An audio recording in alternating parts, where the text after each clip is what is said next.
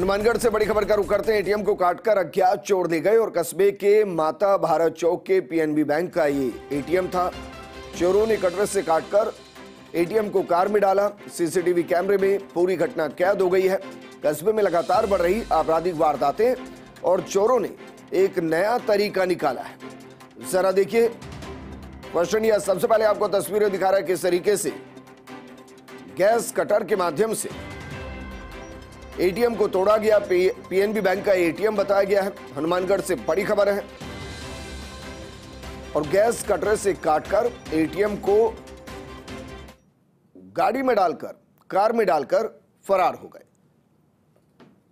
लगातार इस तरीके की घटनाएं बढ़ रही हैं जब गैस कटर का इस्तेमाल चोर कर रहे हैं और यह अमूमन होता है जब कोई एक नई वारदात को एक नए अंदाज में अंजाम देता है और उसमें वो सफल होता है तो फिर उस तरीके की कई वारदातें होती हैं। आप बीते एक महीने के अंदर देखेंगे इस तरीके की वारदातें बढ़ी हैं जहां गैस कटर का इस्तेमाल करके एटीएम को काटा गया है। इस दौरान उन एटीएम पर सबका फोकस होता है जो सुनसान इलाके में होते हैं और जहां गार्ड नहीं होता। ऐसी जगह पर एटीएम को काटना आसान होता है क्योंकि कोई वहां पहुंचता नहीं है और इसलिए देखिए गैस कटर से एटीएम को काटा और फिर कार में डालकर एटीएम लेकर फरार हो गए।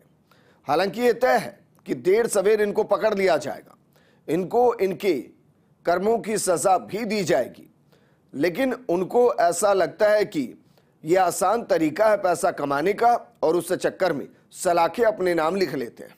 मेरे सहयोगी कपिल जुड़ गए। कपिल, क्योंकि वारदात पूरी सीसीटीवी कैमरे में कैद हुई है, नए तरीके इजाद किए गए हैं। अब गैस कटर का इस्तेमाल होता है, एटीएम को उखाड़ा जाता है, गाड़ी में डाला जाता है, ले जाते हैं।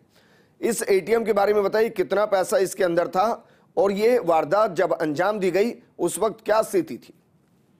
जी, मैं आपको बता दूं कि ये देर रात को इस वारदात को अंजाम दिया गया है और जब इसको अंजाम दिया गया उस समय वहां पर कोई नहीं था, ना ही कोई पुलिस की गतिविधियां थी, ना ही कोई पुलिस की गाड़ियां थी। और ये जो इसके अंदर जितना पैसा है इसके बारे में अभी बैंक कैलकुलेशन करके बताएगा, क्योंकि बैंक अभी खुले नहीं है, बैंक के अधिकारी मौके पर आए नहीं है। बैंक के अधिकारी जब मौके पर आएंगे और मशीन में कितना पैसा है उसकी कैलकुलेशन करेंगे, उसके बाद ही पता लग पाएगा। लेकिन कपिल, जब इस तरीके से एटीएम के साथ छेड़छाड़ की जाती है तो कोई तो कहीं पर सिग्नल जाता होगा, अलार्म बजता होगा कहीं, या ऐसी कोई व्यवस्था नहीं होती?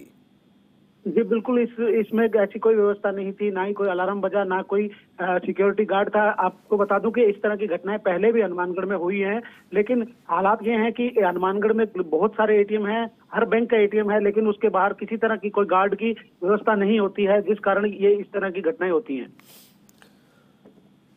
ठीक है कपिल, शुक्रिया तमाम जानकारी हमारे साथ साझा करने के लिए।